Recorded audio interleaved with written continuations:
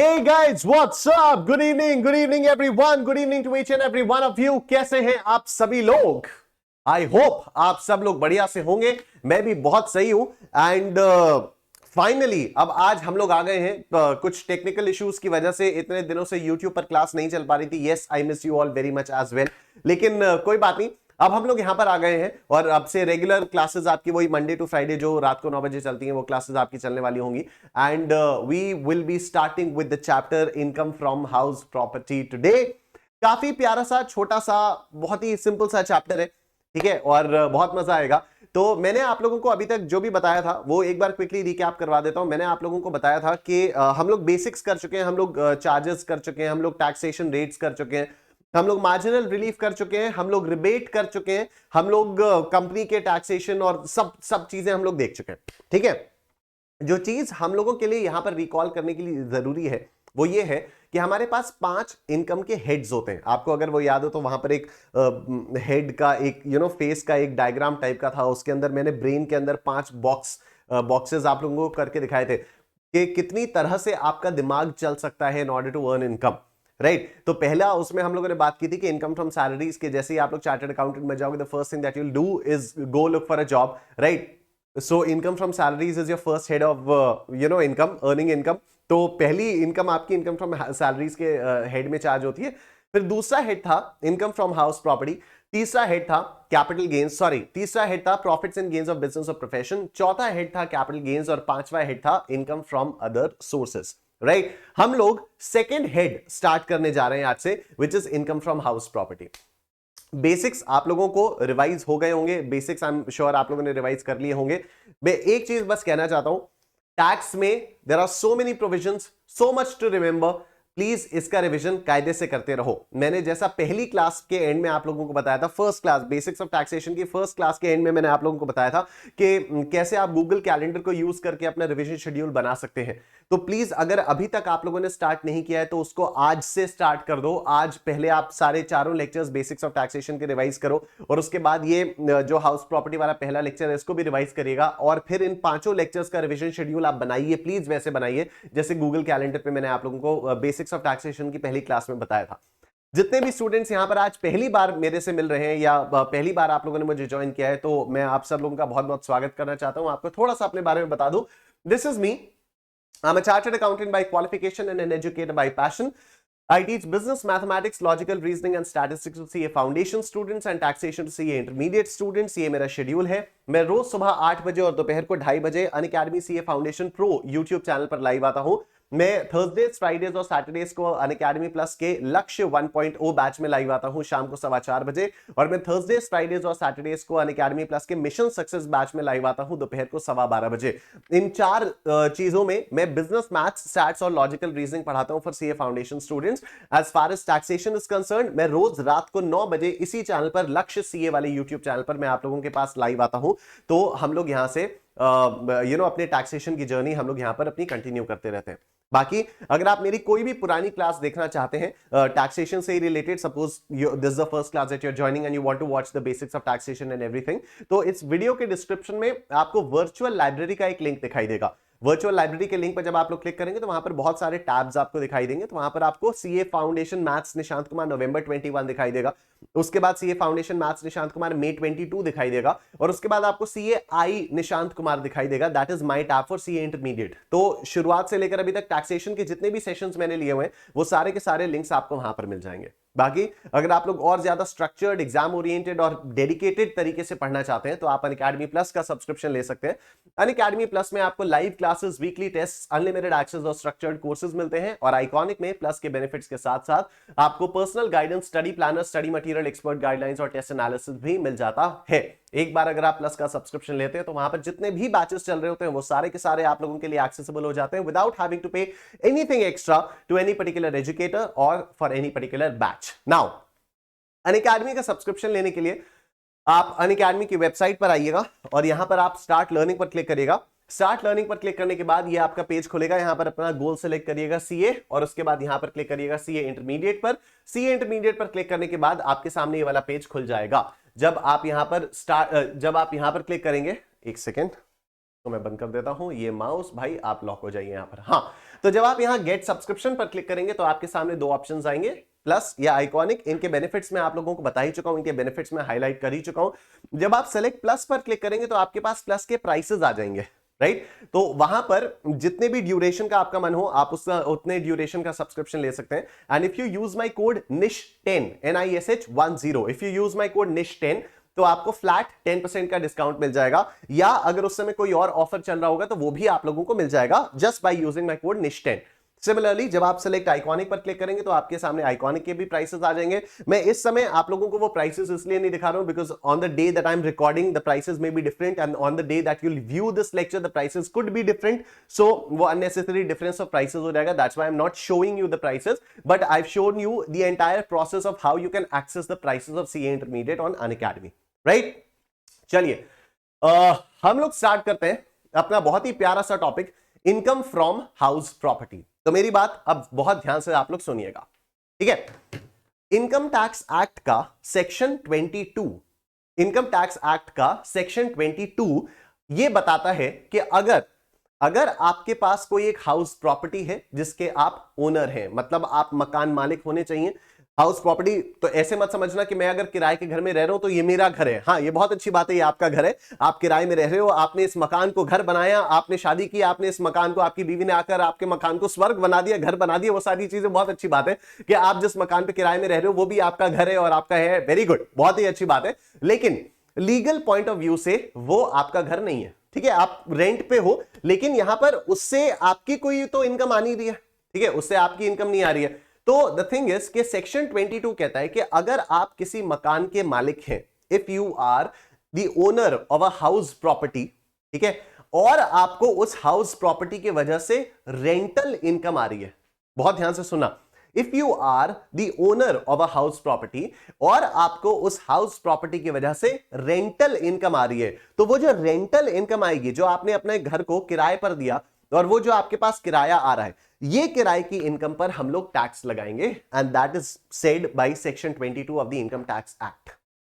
आपके मन में बहुत सारे सवाल आ रहे होंगे, सर मैं अगर किराए के मकान में रहता हूं, ठीक है, और मैंने उस किराए के मकान का एक कमरा मैंने किराए पर दे दिया, और मतलब मैं खुद ही किराए के मकान में रह रहा हूं और मैंने उस किराए के मकान का थोड़ा सा पोर्शन किसी और को किराए पर दे दिया, तो क्या उस पे मेरा टैक्स बच जाएगा? ये तो बहुत ही बढ़िया हो जाएगा। नहीं, उस पे आपका टैक्स नहीं बचेगा, लेकिन उसके बारे में हम लोग बाद में बात करेंगे कि उस पे टैक्सेबिलिटी कैसे होगी।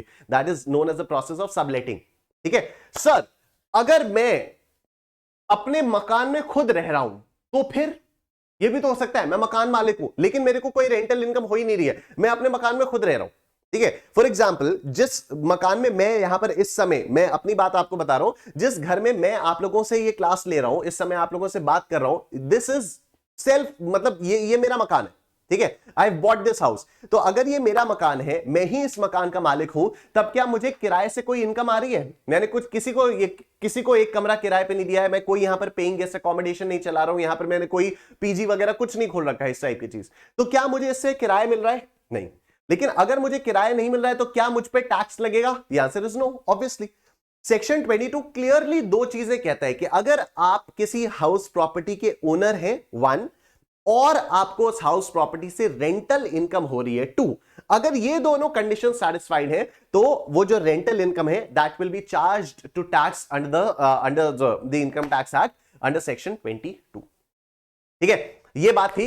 तो this is basically the gist of house property. लेकिन आई एम श्योर आप लोगों के दिमाग में बहुत सारे सवाल आ रहे होंगे, तो do not worry at all. आपके मन में जितने भी सवाल हैं, by the time this chapter will get over, आप लोगों के बहुत सारे जवाब मिलते जाएंगे। तो मैं तो यही आपसे रिक्वेस्ट करूंगा कि आप अपने डाउट्स को वेट करके थोड़ा सा होल्ड करके रखिए। By the time this chapter will get over, all your doubts will automatically gate cleared, ठीक है। क्योंकि हम लोगों को थोड़ा सिस्टमैटिकली चलना होगा, क्योंकि अगर यहां पर इतने सारे डाउट्स एक साथ आने लग जाएंगे तो फिर मेरे लिए भी बताना थोड़ा सा मुश्किल हो जाएगा। बाकी अगर आप लोग चाहते हो कि आपका कोई भी डाउट स्किप ना हो, ठीक है, तो वीडियो के comment section is the best place, ठीक है। वीडियो का comment section is the best place. आपके जो डाउट, जब डाउट्स आए, आप वीडियो के कमेंट सेक्शन में डाल दो। उससे क्या होगा ना, आपके पास एक राइटिंग हो जाएगी कि हाँ यार, आपका जो डाउट था आपने उसको कमेंट सेक्शन में लिख दिया, ठीक है। अब इससे क्या होगा, जब चैप्टर खत्म हो जाएगा, या तो मैं कमेंट पढ़ के बता दूंगा कि हाँ भाई ये वाला डाउट है, मैं उस कमेंट पे रिप्लाई कर दूंगा कि will do it later in the class, ठीक है, या तो मैं उसका जवाब दे दूंगा या फिर मैं उसका जवाब देके मैं कहूंगा कि will do it later in the class, या तो आपके डाउट का जो आंसर है वो इसी वाली क्लास में हो सकता है, तो फिर मैं कह दूंगा कि मैंने क्लास में बताया, please watch the classes regularly. ठीक है, तो क्लासेस आपको बहुत कायदे से देखनी होंगी, because by the time the chapter will get over, all your doubts will automatically gate cleared. ठीक है, इतनी मेरी गारंटी है। बाकी अगर फिर भी आपका कोई भी डाउट रह जाता है तो कमेंट सेक्शन जिंदाबाद, आप कमेंट सेक्शन में कमेंट करो, मैं बिंदास रिप्लाई करूंगा। ठीक है, एनीवे, तो मैं आपको दिखा रहा था, if you are the owner of a house property and you're earning rent from it, this rent is chargeable to tax under the head income from house property. This house property could be residential or commercial. ठीक है, ये house property आपकी residential भी हो सकती है, commercial भी हो सकती है। मतलब जैसे जिस अपार्टमेंट में मैं रहता हूं, जिस मकान में मैं रहता हूं, ये एक रेजिडेंशियल सोसाइटी है। ठीक है, तो रेजिडेंशियल सोसाइटी को अगर मैंने किसी को किराए पर दिया तो तब भी मुझे इनकम आ रही है। ठीक है, अच्छा, अगर कमर्शियल प्रॉपर्टी है, अगर कमर्शियल प्रॉपर्टी है उसको किराए पर दिया तो फिर, अगर कमर्शियल प्रॉपर्टी और उसको किराए पर दिया तो उससे जो किराया आएगा वो भी यहीं पर जाएगा, सेक्शन 22। ठीक है, कमर्शियल का मतलब आप लोग समझ रहे हो, जैसे आपके शहरों में, जैसे अगर मैं प्रयागराज की बात करूं तो प्रयागराज में Civil Lines is a very commercialised area. ठीक है, या वो आप लोगों ने देखा होगा ना, कुछ कुछ एरियाज ऐसे होते हैं दिल्ली, गुड़गांव, नोएडा में, या हर जगह ही होते हैं जहां बड़ी बड़ी बिल्डिंग्स होती हैं और उस पूरी बिल्डिंग में सिर्फ ऑफिसेज ही ऑफिसेज होते हैं। ठीक है, जैसे डीएलएफ साइबर सिटी है गुड़गांव में, तो वो that is a commercial area, क्योंकि साइबर सिटी में वहां पर बड़ी बड़ी बिल्डिंग्स हैं, बहुत सारे अपार्टमेंट्स हैं, बहुत सारे फ्लैट्स हैं, but every floor, every building, वहां पर सब कुछ वो है, कमर्शियलाइज है, वहां पर सारे के सारे ऑफिसेज हैं। राइट, जो बैंगलोर में अनअकैडमी का ऑफिस है, वहां पर भी जो भी बिल्डिंग है, जिस बिल्डिंग में अनअकैडमी का ऑफिस है, ह्यूज बिल्डिंग, ह्यूज, लेकिन सारी की सारी कमर्शियल बिल्डिंग है, क्योंकि वहां पर सारे के सारे ऑफिसेज हैं। ठीक है, तो अब उस बिल्डिंग का भी कोई ना कोई तो मालिक होगा ही ना, उस बिल्डिंग का भी कोई ना कोई तो ओनर होगा ही। ठीक है, तो अगर अनअकैडमी किसी एक बिल्डिंग में काम करने के लिए उस बिल्डिंग को हायर कर रही है, रेंट दे रही है, Unacademy must also be paying the rent. Right, तो जिसको भी वो अनअकैडमी रेंट पे कर रही है, now Unacademy is not a person, Unacademy is a huge organisation. ठीक है, तो जिस भी बंदे को अनअकैडमी के ऑफिस के लिए रेंट मिल रहा है, उस बंदे के लिए this is income from house property. ठीक है, तो ये जो हाउस प्रॉपर्टी है ये रेजिडेंशियल भी हो सकती है और ये कमर्शियल भी हो सकती है। ठीक, चलिए next point. Therefore, as per section 22, rental income of the house property is taxable under the head house property if the following two conditions are satisfied. One, there should be a house property. Two, assessee should be the owner of such house property. What do you mean by annual value? Annual value मतलब सालाना value. ठीक है, simple, अगर मैंने किसी को अपना घर सपोज 15,000 रुपए महीने किराए पर दे रखा है, तो साल भर में मैंने कितना कमा लिया, 15 into 12। ठीक है, 60,000 नहीं, 15 into 12। हो क्या कर रहे हो निशांत कुमार, ऐसे नहीं कर सकते। ठीक है, तो 15,000 into 12 जो भी आता है आपका, ठीक है, 15,000 into 12 जितना भी आपका रेंट आएगा वो सारा का सारा चार्जेबल होगा, सारा का सारा मेरा चार्जेबल होगा under the head income from house property. ठीक है, तो यही हो गई। House property means building and land appurtenant to such building, commercial as well as residential building. ये ऐसे मक्खी की तरह से बार बार आ जा रहे हैं ना। एनीवे, हाउस प्रॉपर्टी का मतलब क्या होता है, building and land appurtenant to such building. ठीक है, हाउस प्रॉपर्टी का मतलब सिर्फ कमरा नहीं, सिर्फ बिल्डिंग नहीं, अपॉर्टेनेंट का मतलब होता है उससे अटैच्ड। ठीक है, तो जिस जमीन पर यह आपका मकान टिका हुआ है, वो मकान और उसके आसपास की जमीन, वो सारा का सारा हाउस प्रॉपर्टी का हिस्सा हो जाता है। जैसे ही मैं आपको यह बताता हूं, अगेन आपके दिमाग में बहुत सारे सवाल आते हैं। Again I would like to request you to please hold on, we'll solve all your queries. ठीक है, अभी एकदम स्टार्टिंग है, पहला लेक्चर है इसका। तो एनीवे, हम लोग हाउस प्रॉपर्टी के बारे में अभी तक हम लोगों ने क्या क्या बात कर ली। हमने कहा कि if you are a owner of house property and you are earning rent from it, this rent is chargeable under the tax under the head income from house property. दो कंडीशन सैटिस्फाई होनी चाहिए। ये house property residential भी हो सकती है, commercial भी हो सकती है। और हाउस प्रॉपर्टी का मतलब क्या होता है, building and land appurtenant thereto. ठीक है, बिल्डिंग और वो बिल्डिंग जिस लैंड पे सिचुएटेड है वो आसपास की लैंड। ठीक है, ऑलराइट, तो फटाफट से आप लोग इसका स्क्रीनशॉट ले लो जिससे आपके पास नोट्स बन जाए और उसके बाद फिर हम लोग आगे चलते हैं। I hope the screenshot is done. Let's move on to the next question. Now, next thing. कैसे income from house property calculate की जाती है, अब वो हम लोग यहां पर समझ रहे हैं। ठीक है, तो देखो, अच्छा उससे पहले टाइप्स ऑफ हाउस प्रॉपर्टीज देख लेते हैं। ठीक है, sorry, my bad, my mistake. ठीक है, हाउस प्रॉपर्टीज दो तरह की होती हैं। ठीक है, कंप्यूटेशन के बारे में अभी बाद में जाएंगे, हाउस प्रॉपर्टी से रिलेटेड थोड़ा सा और डिस्कशन करते हैं। ठीक है, अभी मेरी बात आप लोग बहुत ध्यान से सुनना। दो तरह की हाउस प्रॉपर्टी होती है, एक तो होती है लेट आउट प्रॉपर्टी जिसको हम लोग रेंटेड बोलते हैं, और दूसरी होती है सेल्फ ऑक्यूपाइड प्रॉपर्टी जिसमें मतलब हम खुद रह रहे हैं, राइट। तो जैसे ये मेरा मकान है, ये सेल्फ ऑक्यूपाइड है, मकान मेरा ही है, मैंने खरीद के इसको, मैं ही इस मकान का ओनर हूं और मैं ही इसमें रह रहा हूं, ठीक है। तो जिस मकान में मैं रह रहा हूं वो क्या हो गई, सेल्फ ऑक्यूपाइड प्रॉपर्टी, ठीक है। कल को मैं प्रयागराज छोड़ के किसी दूसरे शहर में जाता हूं तो मेरे पास दो ऑप्शंस आते हैं, या तो मैं इस मकान को बेच दूं, अगर मैं इस मकान को बेच देता हूं तब तो मैं ओनर ही नहीं बचा, और अगर मैं ओनर नहीं बचा तो कोई मतलब ही नहीं है इनकम फ्रॉम हाउस प्रॉपर्टी का। दूसरा केस ये हो सकता है कि मैं इस मकान को बेचूं ना, मैं इस मकान को किसी को किराए पर दे दूं, और अगर मैं उसको किराए पर दे देता हूं तो इसको कहा जाता है लेट आउट प्रॉपर्टी यानी रेंटेड प्रॉपर्टी, ठीक है। तो I am the owner of the house property but I have let it out to somebody else so that the other person can stay in my house property.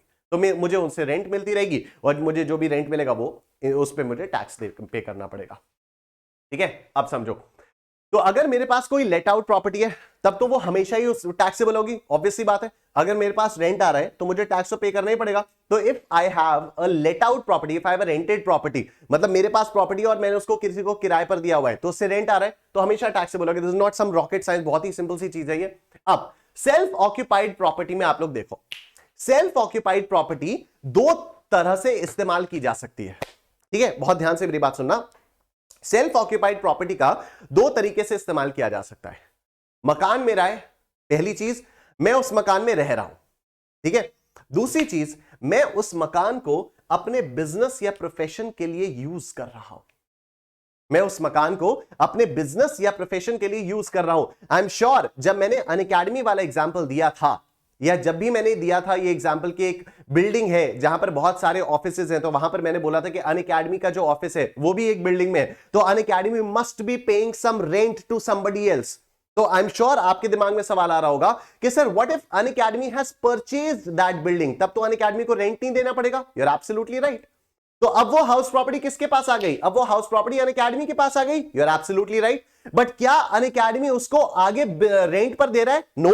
तो Unacademy क्या कर रहा है, Unacademy उसमें अपना बिजनेस चला रहा है, ठीक है। अनअकैडमी उसमें अपना बिजनेस चला रहा है। आई होप आपको बात समझ में आ रही है। जैसे कई सारे चार्टर्ड अकाउंटेंट्स होते हैं, या कई सारे टीचर्स होते हैं, या कई सारे और भी लोग होते हैं, लॉयर्स वगैरह, वो लोग क्या करते हैं कि अपना अलग से ऑफिस नहीं लेते, अपने घर पे एक कोई कमरा बना लेते हैं, ठीक है। वो आपका क्या हो जाता है, वो बिजनेस पॉइंट ऑफ व्यू से यूज हो जाता है, ठीक है। तो you are the owner of the house property and a section of your house property is being used as a business, the remaining portion of the house property is being used as घर, मतलब घर पे रहने के लिए, for residence, ठीक है। अब यही सेम केस मेरा भी है। ये जिस मकान में मैं रहता हूं, जिस घर में मैं रहता हूं, मैं इधर जाऊंगा तो वो मेरा बेडरूम आ जाएगा, ये मेरा स्टूडियो है, ठीक है। इधर जाऊंगा मेरा ड्राइंग रूम आ जाएगा, ठीक है। तो अब मेरा घर है, इस घर का एक सेक्शन मैंने अपने प्रोफेशन के लिए यूज कर रखा है, ठीक है। Anyway the point here is, उसकी टैक्सेबिलिटी सब समझेंगे, आराम से समझेंगे उसकी टैक्सेबिलिटी, ठीक है।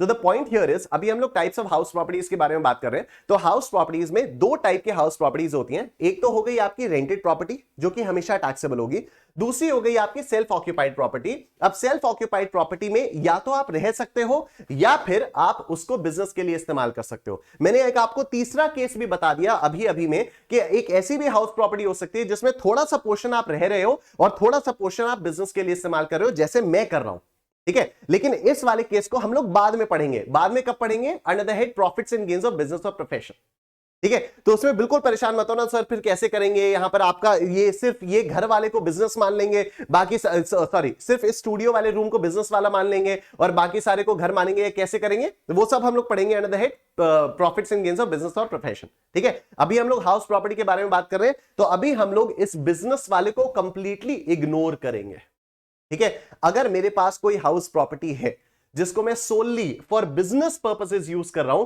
तो उससे अराइज होने वाली इनकम, बहुत ध्यान से सुनना, उससे अराइज होने वाली income income from house property में नहीं जाएगी। टैक्स लगेगा, उसमें भी टैक्स लगेगा, लेकिन उस पर टैक्स कहां से लगेगा? उस पर टैक्स लगेगा under the head profits and gains of business और प्रोफेशन, ठीक है। याद करो, अकाउंट्स में, बैलेंस शीट में आपको फिक्स्ड एसेट्स में बिल्डिंग दिखाई देती है, अकाउंट्स में बैलेंस शीट में नॉन करंट एसेट्स में आपको बिल्डिंग दिखाई देती है ना, building, plant and machinery, furniture and fixture. तो वो जो बिल्डिंग है दैट इज द बिल्डिंग जिसमें बिजनेस चल रहा है, तो वो तो बिजनेस के लिए एसेट है, ठीक है। और अगर वो बिजनेस के लिए एसेट है तो उस एसेट की वजह से ऑर्गेनाइजेशन को इकोनॉमिक बेनिफिट्स हो रहे, तो वो जो इकोनॉमिक बेनिफिट्स हो रहे वो एनीवे पीजीबीपी हेड में चार्ज हो रहे हैं। पीजीबीपी बोले तो profits and gains of business of profession, ठीक है। इसीलिए उसको इस वाले हेड में इग्नोर कर दिया जाता है कि अगर आप किसी हाउस प्रॉपर्टी के ओनर हो, लेकिन उस हाउस प्रॉपर्टी के ओनर आप होने के बावजूद आपने उसको किराए पर नहीं चढ़ाया है, ना तो आप उसमें खुद रह रहे हो बल्कि आपने उसको बिजनेस में दिया हुआ है, ठीक है, आपने उसको बिजनेस में दिया हुआ है, तो फिर इसकी चार्जेबिलिटी होगी under the head profits and gains of business of profession, not under this head income from house property, ठीक है। अब आगे चलते हैं। रेजिडेंस के केस में भी दो तीन चीजें हो सकती हैं, ठीक है। या तो मेरे दो घर है या तो मेरे दो घर है या तो मेरे दो से ज्यादा घर है, ठीक है। अब ये लॉ ने बाइफर्केशन किया है। अगर मेरे पास सेल्फ ऑक्यूपाइड प्रॉपर्टी है, ठीक है, मेरे दो घर हो सकते हैं ना, एक घर मेरा नोएडा में, एक घर मेरा प्रयागराज में, ऐसा हो सकता है, बिल्कुल हो सकता है, ठीक है। तो अगर मेरे दो घर हैं तो ये दोनों के दोनों घर एग्जेम्प्ट, ये दोनों के दोनों घर एग्जेम्प्ट। लॉ कहता है कि किसी भी इंसान को रहने के लिए दो घरों की जरूरत पड़ सकती है, ठीक है, किसी भी इंसान को दो घरों की जरूरत पड़ सकती है। मैं आपको इसका एक लाइव एग्जांपल देता हूं, एकदम साफ साफ एग्जांपल देता हूं। 2004 में मेरे डैड ने एक नया बिजनेस स्टार्ट किया था which was in Noida, right. तो 2004 में मेरे डैड ने एक नया बिजनेस स्टार्ट किया था विच वाज इन नोएडा। तो अब मेरे डैड वैसे तो प्रयागराज में रहते थे, हमारी पूरी फैमिली प्रयागराज में रहती थी, हम लोग प्रयागराज में थे। मैं 8th क्लास में था उस समय, मेरा भाई और छोटा सा था 5th क्लास में था, ठीक है। एंड मम्मी भी यहीं पर थी, दादा दादी भी यहीं पर थे, सारे के सारे लोग यहां पर रहते, तो यहां पर तो हमारा मकान था ही। लेकिन अब अगर पापा का फ्रीक्वेंट ट्रैवलिंग दिल्ली में हो रही है, अगर my dad is travelling frequently to Delhi, तो क्या हर समय अफोर्डेबल होगा कि पापा जितनी बार भी दिल्ली में जाएं और 10-10, 15-15 दिन के लिए वहां पर दिल्ली में रह रहे हैं, तो फिर वहां पर वो किसी होटल में रुके? मतलब इतनी ज्यादा कॉस्ट आएगी, hotels are very very expensive, right. तो फिर इसके लिए क्या किया जा सकता है? या तो आप वहां पर कोई मकान किराए पर ले लीजिए, या फिर आप वहां पर भी कोई मकान खरीद लीजिए, ठीक है। तो इनिशियली वहां पर मकान किराए पर लिया गया, ये मैं आपको रियल लाइफ स्टोरी बता रहा हूं, अपनी स्टोरी बता रहा हूं। इनिशियली वहां पर सेक्टर 44 में मकान किराए पर ले लिया नोएडा में, ठीक है। और उसके बाद 2-3 साल बाद उस मकान को खरीद लिया, क्योंकि ट्रैवलिंग बहुत फ्रीक्वेंटली थी कि कुछ टाइम यहां पर प्रयागराज में रहेंगे, महीने में 10-15 दिन प्रयागराज में रहेंगे, 10-15 दिन नोएडा में रहेंगे। तो अगर किसी इंसान के साथ ऐसा चल रहा है कि 10-15 दिन प्रयागराज में, 10-15 दिन नोएडा में, और वो दोनों को ही, मतलब यहां पर तो कोई बेईमानी नहीं है ना, यहां पर तो एकदम आपको आई होप समझ में आ रही है ये बात कि प्रयागराज में अगर हम अपने घर में तब भी हम रह ही रहे हैं अपने घर में, ठीक है, और अगर नोएडा में हम अपने घर में तब भी हम रह ही रहे। ये भी प्रैक्टिकली पॉसिबल नहीं है कि 15 दिन के लिए इन एवरी मंथ मैं सिर्फ 15 दिन के लिए उस किसी एक घर को किराए पर दे दूं, जा भाई नोएडा वाला घर 15 दिन के लिए किराए पर, ठीक है। तो हर 15 दिन बाद मैं किराएदार उससे कह रहा हूं, किराएदार से कह रहा हूं चल भाई निकल तू, अब मेरे को रुकना है, अब मैं यहां पर रुकूंगा, तू निकल और 15 दिन बाद आ जाइयो, ठीक है। तो ऐसा भी पॉसिबल नहीं है।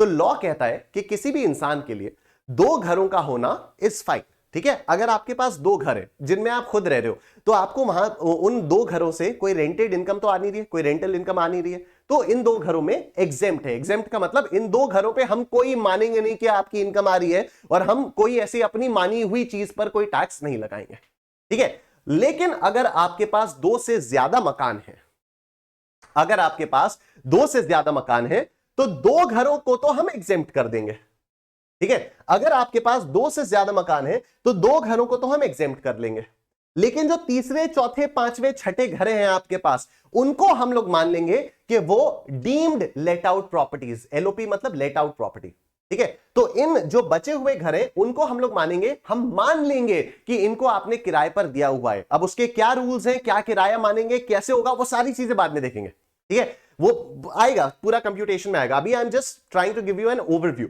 राइट। तो लॉ कहता है कि अगर आपके पास सेल्फ ऑक्यूपाइड प्रॉपर्टी दो से ज्यादा है तो दो तक तो हम एग्जेम्प्ट कर देंगे, ठीक है, दो तक हम एग्जेम्प्ट कर देंगे। लेकिन तीसरे, चौथे, पांचवे आपके पास उसके दो के अलावा और जितनी भी हाउस प्रॉपर्टीज हैं उन सबको हम मान लेंगे कि आपने किराए पर दिया है। उनको किराए पर दिए को लेट आउट प्रॉपर्टी बोलते हैं।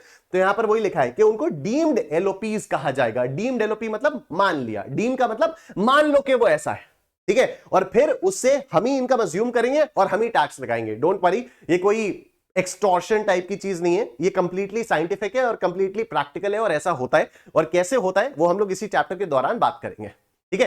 किसी के दिमाग में ये भी सवाल आ रहा होगा कि सर अगर, जैसे मेरे साथ वाकई ऐसा हुआ था कि कोविड से पहले we all shifted to Prayagraj, ठीक है, अभी वहां नोएडा वाले घर में कोई नहीं था, नोएडा वाले घर को किराए पर भी नहीं दिया हुआ था, तो वो मकान खाली पड़ा हुआ था।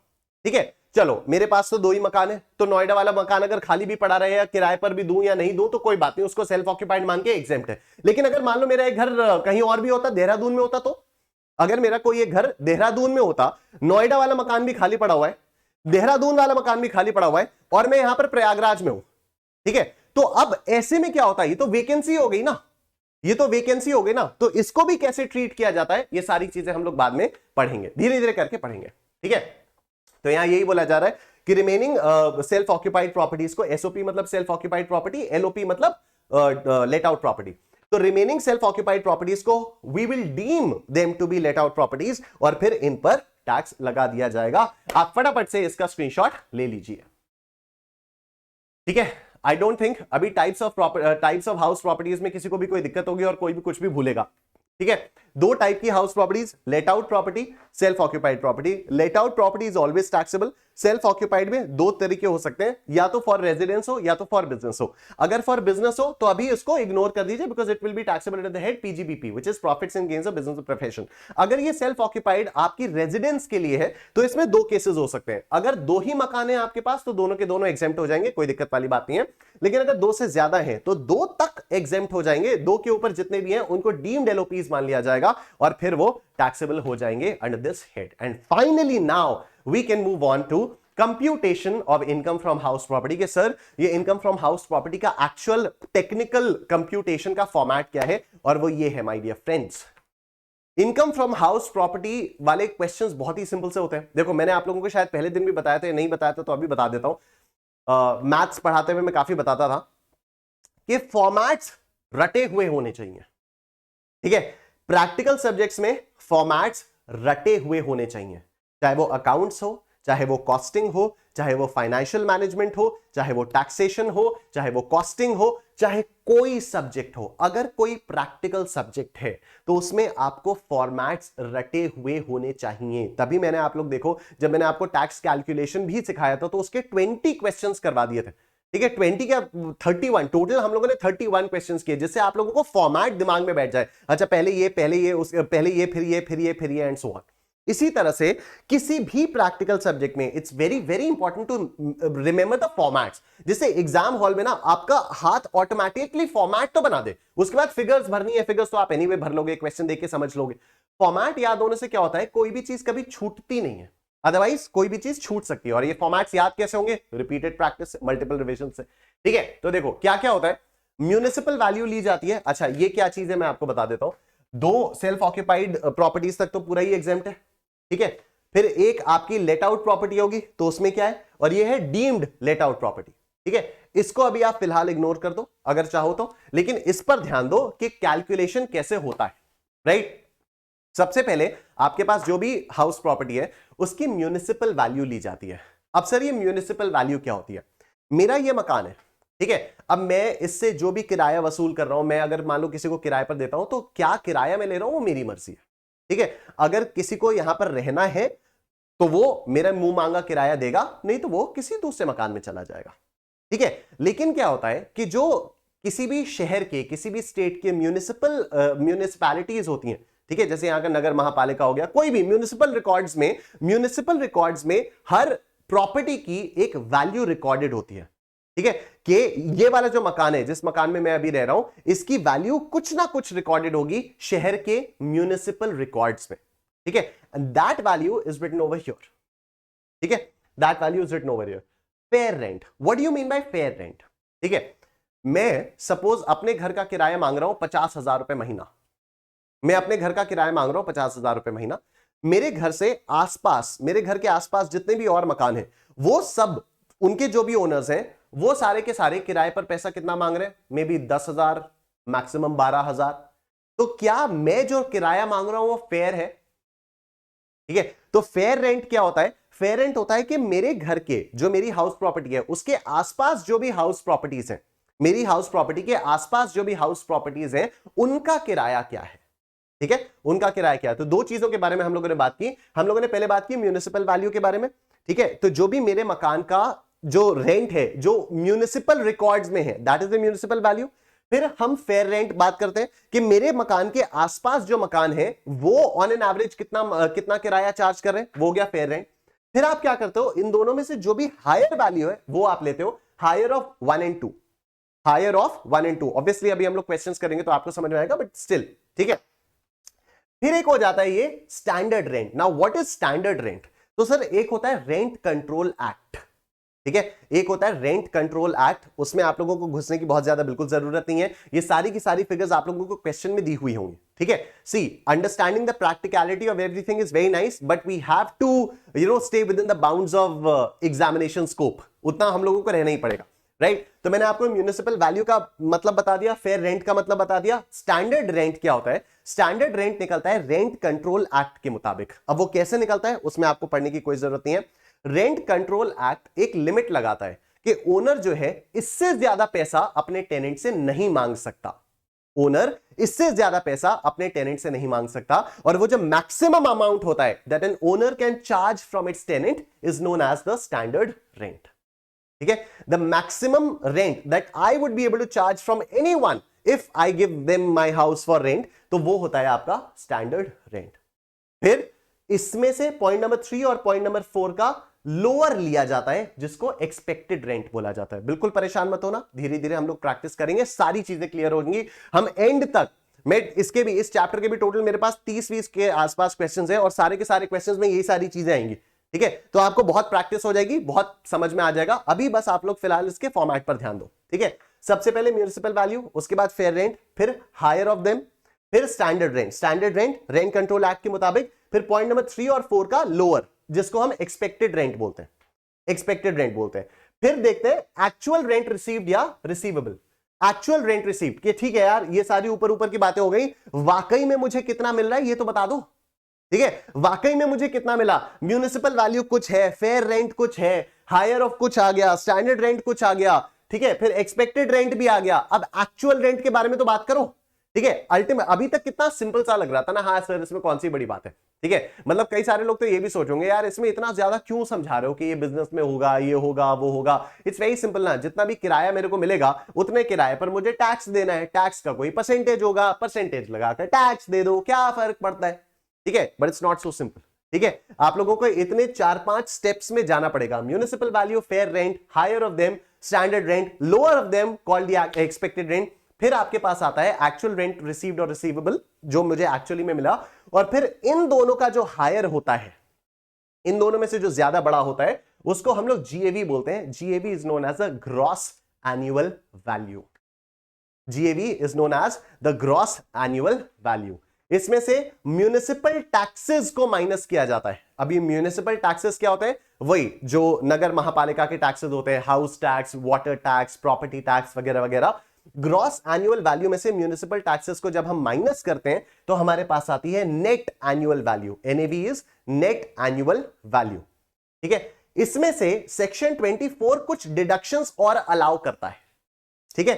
30% ऑफ एनएवी तो फ्लैट डिडक्शन सेक्शन 24 अलाउ करता है कि उसको हम इनकम नहीं मानेंगे, ठीक है। और अगर आपने मकान लेने के लिए, मकान बनाने के लिए कोई लोन वगैरह लिया था तो उस लोन पे जो भी आपका इंटरेस्ट लगता है वो भी आप डिडक्ट कर सकते हो। और फाइनली आपके पास आ जाती है इनकम फ्रॉम हाउस प्रॉपर्टी, ठीक है। फाइनली आपके पास आती है income from house property.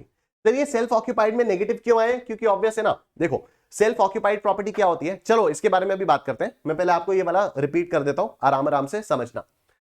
Municipal value, fair rent, इन दोनों में से जो भी हायर है, standard rent as per rent control act, इन दोनों में से जो भी लोअर है, expected rent, actual rent. Expected और एक्चुअल में जो भी हायर है वो gross annual value. Gross annual value से लेस करोगे म्यूनिसिपल टैक्सेस तो आपके पास निकल कर आएगी net annual value. Net annual value से डिडक्शंस करोगे जो कि सेक्शन 24 अलाउ करता है। Flat deduction 30% of net annual value, वो तो मिलना ही मिलना है आपको। ये किसके अगेंस्ट होता है? ये जो बाकी होता है ना, रिपेयर्स का खर्चा, मेंटेनेंस का खर्चा, कुछ ना कुछ। तो कई सारे लोग ऐसा भी तो कर सकते हैं ना, हाँ मैंने मकान किराए पर दिया, हाँ मैंने मकान किराए पर दिया, किराए से मेरे को इनकम आई, लेकिन वो जो किराएदार था उसने हमारी दीवारें तोड़ दी। अब उसने हमारी दीवार तोड़ी, दीवार को तो हम ही बनाएंगे, दीवार को हम ही तो बनाएंगे ना, क्योंकि हम ओनर है। उसने दीवार तोड़ दी। अब अगर उसने दीवार तोड़ दी तो ये जो रिपेयर्स करने का खर्चा है, तो मेरे तो सारा का सारा जितना भी रेंट मेरे को मिला वो सारा का सारा मैंने दीवार बनवाने में हटा दिया। तो लॉ कहता है नहीं, ऐसी फ्रॉडुलेंट चीजें आप नहीं कर सकते हो। ठीक है, अगर वो सिक्योरिटी डिपॉजिट लो, अगर उसने किराएदार ने आपकी दीवार तोड़ी है तो वही बनवा के जाएगा। ठीक है, और अगर बाई चांस आपने कुछ रिपेयर्स एंड मेंटेनेंस में दिया है या कोई भी और खर्चा आपने दिया है, पानी की टोटी सही करवाई है, कुछ भी आपने अगर किया है, ठीक है, being the owner of the house property, तो फिर उसके अगेंस्ट 30% ऑफ एनएवी हम मान रहे हैं कि जो भी आपके मकान की नेट एनुअल वैल्यू है उसका 30% आपको फ्लैट डिडक्शन अलाउड है। चाहे आपने खर्चा किया हो चाहे ना किया हो, ये 30% तो ऑलवेज अलाउड है। ठीक है, उसके बाद इंटरेस्ट ऑन लोन, अगर आप जिस भी मकान में आप रह रहे हो या आपने किराए पर दिया हुआ है, उस मकान को बनवाने में, उस मकान के कंस्ट्रक्शन में आपने कंस्ट्रक्शन के लिए आपने लोन लिया था, तो उस लोन पे आप इंटरेस्ट पे कर रहे होगे, तो वो वाला इंटरेस्ट भी आपका यहां पर एज अ डिडक्शन आ जाएगा। और उसके बाद आपके पास आएगी income from house property. I am sure यहां तक की बात सबको समझ में आ गई। बोलो निष्ठे निष्ठे निष्ठे दोनों निष्ठे निष्ठे निष्ठे।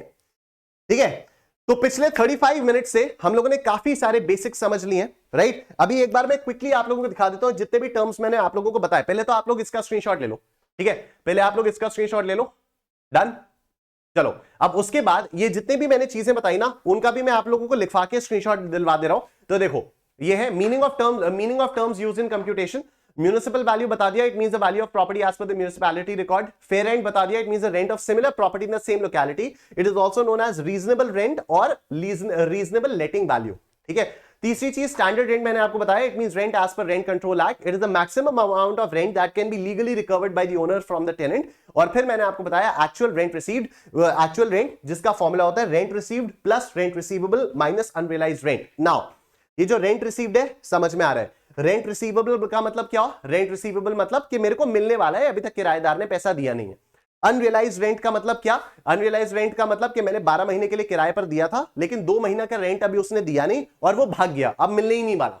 ठीक है, और बाकी हम लोग ये अनरियलाइज्ड रेंट पर थोड़े से बाद में थोड़ी सी देर बाद बहुत ज्यादा डिटेल में डिस्कशन करेंगे। ये तो ये सारी चीजें फिलहाल के लिए आप इसका फटाफट से स्क्रीनशॉट लो, फिर हम लोग आगे चलते हैं। Done, alright. उसके बाद म्यूनिसिपल टैक्सेस के बारे में भी बात कर लेते हैं। The taxes which are recovered by the municipality, local authority, gram panchayat etc. are known as municipal taxes such as house tax, local tax, property tax वगैरह वगैरह. It is allowed as deduction on payment basis. ठीक है, ये बहुत important point है कि it is allowed as deduction on payment basis. अगर आपने म्यूनिसिपल टैक्सेस पे किए हैं तभी आपको एज अ डिडक्शन अलाउ होगा, अदरवाइज डिडक्शन अलाउ नहीं होगा। ठीक है, ये ड्यू नहीं है, ये अकाउंटिंग नहीं है। यहां पर इस वाले केस में अकाउंटिंग नहीं है कि अरे यार खर्चा तो इसी साल का है, अगले साल पे करेंगे, नहीं। इनकम टैक्स कहता है अगर इस साल पे कर दिया तो इस साल एज अ डिडक्शन क्लेम कर लो, अगर अगले साल पे करने वाले हो तो अगले साल क्लेम कर लेना, हमें उसमें कोई दिक्कत नहीं है। आप हमें रसीद दिखा दो इतने का म्यूनिसिपल टैक्सेस पे किया है। अगर म्यूनिसिपल टैक्सेस पेमेंट की रसीद आपके पास है तो आपको डिडक्शन अलाउ होगा, अदरवाइज आपको डिडक्शन अलाउड नहीं होगा। तो it is allowed as deduction on a payment basis. It is allowed only if it is paid by the owner. ठीक है, कई बार क्या होता है, जो भी रेंट अग्रीमेंट होता है, सपोज मैंने नोएडा वाला मकान किसी को किराए पर दिया और मैंने कहा यार म्यूनिसिपल टैक्सेस आप ही पे कर देना। ठीक है, तो अगर वो किराएदार, अगर मेरा जो किराएदार है म्यूनिसिपल टैक्सेस वही पे कर दे रहा है जो कि आइडियली मुझे पे करने चाहिए थे, तो मैं ऑब्वियसली उसका किराया ही कम कर दूंगा, मैं उसका किराया ही कम कर दूंगा। ठीक है ना, because now he is only paying municipal taxes on my behalf, so why would I charge that much amount from him. ठीक है, तो अगर उसका किराया मैंने कम कर दिया और उसके जो उसने टैक्स पे किया उसका डिडक्शन भी मैंने क्लेम कर लिया, तो ये तो गलत हो जाएगा। ठीक है, क्योंकि वो जो बंदा है जिसने म्यूनिसिपल टैक्सेस पे किए उसको तो डिडक्शन मिलेगा ही मिलेगा। वो तो सरकार से कहेगा यार यार मैंने म्यूनिसिपल टैक्सेस दिए यार, इसमें मैं क्यों टैक्स क्यों भरूं, मैंने तो दे दिए म्यूनिसिपल टैक्सेस, ये मेरी इनकम कैसे हो गई। तो उस पे तो उसको डिडक्शन का बेनिफिट मिलेगा ही, लेकिन अगर उसी म्यूनिसिपल टैक्सेस पर मैं भी डिडक्शन क्लेम कर लूंगा तो ये तो गलत हो जाएगा। तो इसलिए मुझे डिडक्शन तभी मिलेगा if it is paid by the owner. यहां पर सिर्फ ओनर के पॉइंट ऑफ व्यू से बात हो रही है। ठीक है, तो ओनर को डिडक्शन तभी मिलेगा if it is paid by the owner. If it is paid by the tenant then owner will not get any deduction. Questions करेंगे और कायदे समझ में आएगा। If it is given in percentage form then it should be calculated on municipal value. ये तो practical questions में काम में आता है, अभी हम लोग करेंगे, समझ में आएगा आपको। फटाफट से आप लोग पहले इसका स्क्रीनशॉट ले लो, उसके बाद आगे चलते हैं। ऑलराइट, तो आई होप आप लोगों ने इसका स्क्रीनशॉट ले लिया और यहां तक की सारी बातें आप लोगों को क्लियर हो चुकी हैं। एंड नाउ इट्स टाइम कि फाइनली हम लोग कुछ ना कुछ क्वेश्चंस कर लेंगे। सर बहुत बेस बन गया, आप तो बस कुछ ना कोई क्वेश्चन तो कराई दो, स्पेशली आफ्टर दिस कंप्यूटेशन वाला फॉर्मेट देख के। तो कंप्यूटेशन वाला फॉर्मेट देख के तो बस मन कर रहा है कि यार मतलब हाथ चिलमिला रहे हैं, तिलमिला रहे हैं अंदर से कि यार नहीं लिखो, कुछ तो लिखो। तो आ जाओ शुरू करते हैं। देखो पहला प्रश्न ये रहा आपके सामने, ध्यान दीजिएगा। Jayshree owns 5 houses in India, ठीक है, 5 घर हैं इसके पास, all of which are let out, तो सारे के सारे रेंटेड है, एकदम क्लियर बात होगी। Compute the gross annual value of each house from the information given below.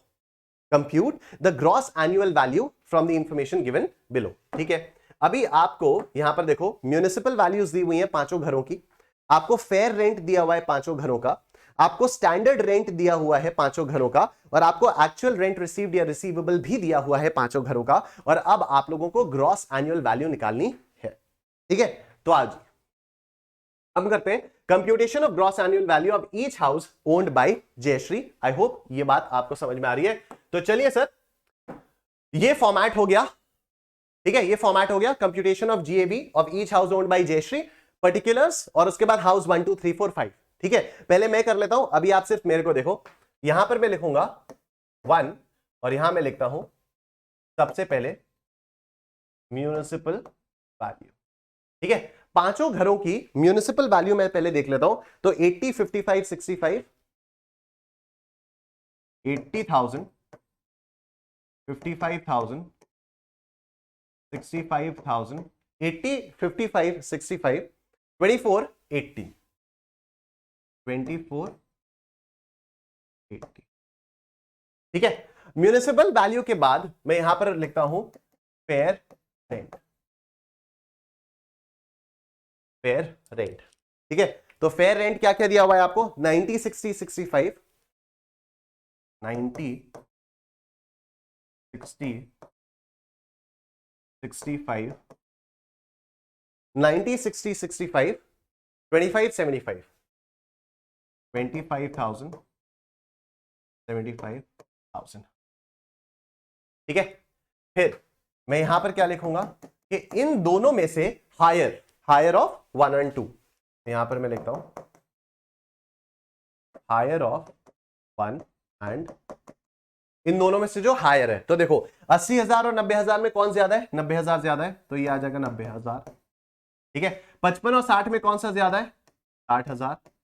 65 65 में तो वही है, सेम है, तो 65,000 एज इट इज, ठीक है। 24 और 25 में कौन सा हायर है, 25। 80 और 75 में 80, ठीक है, ये आ गया। इसके बाद पॉइंट नंबर 4 में लिखता हूं standard rent, rent control act वाला स्टैंडर्ड रेंट। क्या आता है स्टैंडर्ड रेंट, नॉट एप्लीकेबल, चलो 75 58, नॉट एप्लीकेबल, 75 58, इसके बाद नॉट एप्लीकेबल और 78, नॉट एप्लीकेबल एंड, ठीक है। अब यहां पर मैं क्या लिखूंगा, मेरा expected rent, what is the expected rent, lower of 3 and 4, expected rent is lower of 3 and, ठीक है, एक्सपेक्टेड रेंट मेरा आ जाएगा lower of 3 and 4, expected rent is lower of 3 and 4। तो यहां पर लोअर क्या है, अब यहां नॉट एप्लीकेबल है तो उसको जीरो मत कर देना, ठीक है, ये जीरो नहीं है, दिस इज नॉट एप्लीकेबल। अब जो भी रीजन है, लेकिन आपको उसमें नहीं पढ़ना है, रेंट कंट्रोल एक्ट के हिसाब से ये नॉट एप्लीकेबल दिया हुआ है, तो आपको उसमें पढ़ने की कोई जरूरत नहीं है। सिंपली अब यहां पर अगर लोअर लिखा है तो see this is not applicable, this is not zero, ठीक है। तो यहां पर प्लीज जीरो मत लिख दीजिएगा, ये आपका 90,000 ही आएगा, ठीक है। इन दोनों में से लोअर कौन सा है, 60,000, इन दोनों में से लोअर 58,000, इन दोनों में से लोअर 25,000, इन दोनों में से लोअर 78, ये आ गया आपका, ठीक है। तो ये हो गया आपका एक्सपेक्टेड रेंट। अब यहां पर नेक्स्ट पॉइंट आप लिखोगे actual rent received. What is the actual rent received? 72, 72, 60. 72, 72, 60, 30, 72. 30 and 70. और अब फाइनली आपकी आएगी यहां पर ग्रॉस एनुअल वैल्यू, जो कि कैसे आती है? ग्रॉस एनुअल वैल्यू आती है higher of 5 and 6, higher of 5 and, ठीक है सर, ग्रॉस एनुअल वैल्यू आएगी हायर ऑफ 5 and 6. तो 90 और 72 में हायर इज 90, 60 और 72 में हायर इज 72, 58 और 60 में हायर इज 60, 25 और 30 में हायर इज 30, 78 और 72 में हायर इज 70. तो 90, 72, 60, 30 and 78, this is your final answer. I am sure आप सबको ये बात समझ में आ गई है. फटाफट से इसका स्क्रीनशॉट ले लीजिए आप लोग. हमें ग्रॉस एनुअल वैल्यू निकालनी थी. कई सारे लोगों के मन में चला होगा, sir what about less municipal taxes then NAV then deductions under section 24. करेंगे वो बाद में, अगले आने वाले क्वेश्चंस में करेंगे. इस वाले में तो क्वेश्चन नहीं, हम लोगों से ग्रॉस एनुअल वैल्यू निकालने के लिए कहा था ना, तो कोई दिक्कत वाली बात नहीं है. आप लोग फटाफट से क्वेश्चन का स्क्रीनशॉट लो. ठीक है, क्वेश्चन का स्क्रीनशॉट, और ये रहा सॉल्यूशन का स्क्रीनशॉट. फटाफट से सॉल्यूशन का भी स्क्रीनशॉट आप लोग ले लीजिए. ठीक है, चलो sir, let's move on to the next question. ये रहा आपके सामने. Mister Nandan owns 5 houses in Delhi. अब इसके पास दिल्ली में 5 घर है.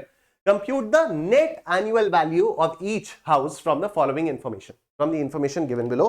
तो अब आपको नंदन के 5 घरों की नेट एनुअल वैल्यू निकालनी है. ठीक है, तो वही municipal value, fair rent, standard rent, actual rent receivable, municipal taxes भी आप लोगों को दिए हुए हैं. फटाफट से इसका स्क्रीनशॉट ले लो आप लोग. ठीक, अब आ जाओ, इसको सॉल्व करते हैं. देखो, computation of NAV of each house owned by mister Nandan. तो अब यहां पर मैं ऑलरेडी लिख के लाया हूं, जिससे टाइम हमारा यहां पर सेव हो जाए और मुझे सिर्फ फिगर्स पुट करनी हो. ठीक है, तो municipal rent, fair rent, municipal value, fair rent, higher of 1 and 2, standard rent, expected rent, ये सारी चीजें मैं यहां पर लिख के लाया हूं, सेम फॉर्मेट. राइट, तो अभी हम लोग यहां पर आ जाते हैं. चलो देखो, म्युनिसिपल वैल्यू क्या क्या होगी? Municipal value 1 20 2 40 1 10, 1 20 2 40 1 10, 90 75, 90 75. ठीक है, उसके बाद you have fair rent. Fair rent क्या क्या है? 1 50 2 40 1 14, 1 50 2 40 1 14, 84 80, 84. उसके बाद हमें करना है हायर ऑफ 1 and 2. तो हायर क्या होगा इसका? इसका हायर होगा 1.5 लाख, इसका हायर होगा वही 2,40,000.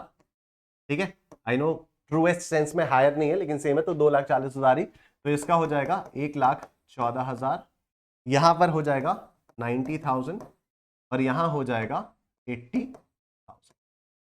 ठीक है, उसके बाद स्टैंडर्ड रेंट. स्टैंडर्ड रेंट आपको दिया हुआ है 1,08 नॉट एप्लीकेबल, 1,40, 1,08,000 नॉट एप्लीकेबल, 1,40,000, 1,40,000. आगे नॉट एप्लीकेबल 78,000. ठीक, ये हो गया. उसके बाद expected rent lower of third and fourth. तो लोअर ऑफ 1,50 और 1,08 में लोअर कौन सा है? 108,000. इसमें 2,40,000, इसमें 1,14,000, इसमें 90,000 और इसमें 78,000.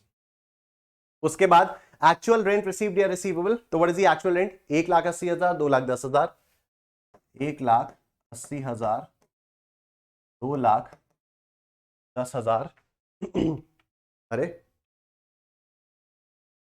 फिर आगे 1,20,000, 1,20,000, 108 और 70. ये आपका आ गया एक्चुअल रेंट रिसीव्ड या रिसीवेबल। फिर जीएवी क्या आएगा, हायर ऑफ 5 एंड 6, तो इन दोनों में हायर इज 1,80,000, ठीक है। इसमें 2,40,000, इसमें 1,20,000, इसमें 1,08,000 और इसमें 78,000 हायर आ गया। नाउ म्यूनिसिपल टैक्सेस, अब देखो म्यूनिसिपल टैक्सेस में यहां पर क्या दिया हुआ है कि हाउस 1 का 10% है, हाउस 2 का 12% है, हाउस 3 का 15% है, हाउस 4 का 8% है और हाउस 5 का 12% है। अब ये परसेंटेज आपको किस पे लगाना है, ये परसेंटेज आपको लगानी है म्यूनिसिपल वैल्यू पे। तो यही चीज अभी यहां पर लिखी थी जो थोड़ी देर पहले मैंने आपको दिखाई थी कि म्यूनिसिपल टैक्सेस ये जो है कि if it is given in percentage form, अगर म्यूनिसिपल टैक्सेस आपको परसेंटेज के फॉर्म में दिए हैं तो वो परसेंटेज आपको अप्लाई करनी है म्यूनिसिपल वैल्यू पर, ठीक है। ये परसेंटेज आपको अप्लाई करनी है ऑन म्यूनिसिपल वैल्यू, ठीक है, कोई दिक्कत वाली बात नहीं है। देखो तो 10% ऑफ 1,20,000 10% है ना, तो यहां पर मैं जरा कैलकुलेटर देवता को बुला लूं, कैलकुलेटर देवता आ गए। तो हाउस 1 में 10%, तो 1,20,000 का 10% इज 12,000, ठीक है। तो ये आ जाएगा आपका 12,000। दूसरे वाले मकान का कितना है, दूसरे वाले मकान का है 12%, ठीक है। तो 2,40,000 का 12% कितना, 28,800, 28,800। तीसरे वाले मकान का कितना है 15%, तो 15% ऑफ 1,10,000,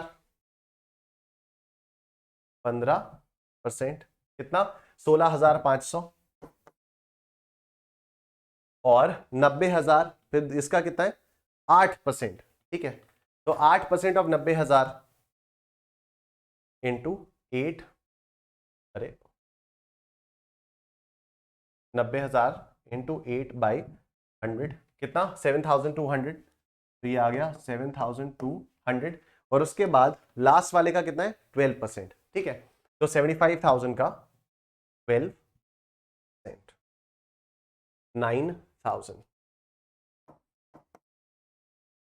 ठीक है। तो यहां पर लेस म्यूनिसिपल टैक्सेस हो गए, तो जीएवी 1,80,000 माइनस 12,000, ये करके आपकी एनएवी आ जाएगी।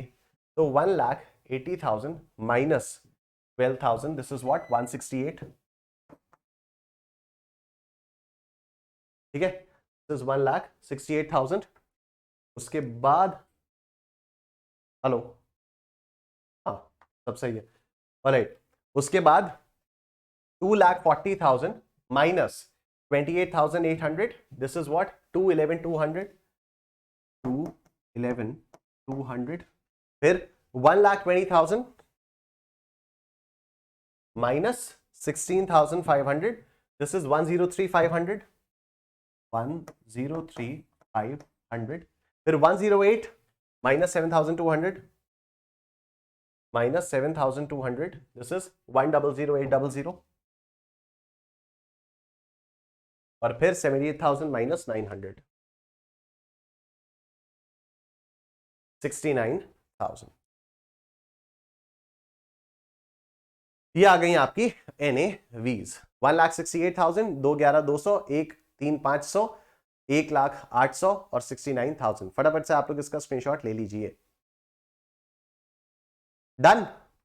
तो आई होप यहां तक अब आप लोगों को इतना समझ में आ गया कि एनएवी कैसे। आई एम श्योर आप में से कुछ लोगों का मन कर रहा होगा सर थोड़ी सी और प्रैक्टिस अगर हो जाती, बिल्कुल होगी, लेकिन आगे हम लोग बहुत सारे और कॉन्सेप्ट्स करेंगे, बहुत सारी चीजें करेंगे जिसमें आप लोगों को ये मतलब पूरे हाउस प्रॉपर्टी में आपको करना ही यही है, म्यूनिसिपल वैल्यू, फिर फेयर रेंट, फिर हायर ऑफ देम, उसके बाद स्टैंडर्ड रेंट, फिर expected rent which is lower, उसके बाद फिर एक्चुअल रेंट, फिर उसका हायर, वो जीएवी आएगी, जीएवी से लेस करोगे म्यूनिसिपल टैक्सेस, वो आपकी एनएवी आएगी, एनएवी से लेस करोगे deductions under section 24। Deductions under section 24 में दो चीजें आती हैं, एक तो आपके आ जाता है 30% of NAV which is a flat deduction, और उसके बाद दूसरा डिडक्शन आपके पास आता है इंटरेस्ट ऑन लोन वाला, ठीक है। तो ये सारी चीजें हम लोग करेंगे, लेकिन अब आज के लिए इतना काफी रखते हैं। काफी सारी कॉन्सेप्चुअल चीजें मैंने आप लोगों को बताई, दो क्वेश्चंस हम लोगों ने किए in order to calculate the net annual value. इन्हीं दोनों की प्रैक्टिस करो, जितना भी बताया उसको प्लीज रिवाइज करो, and I will see you guys in the next class. Thank you so much everyone, take care, अपना ख्याल रखिए, बाय बाय।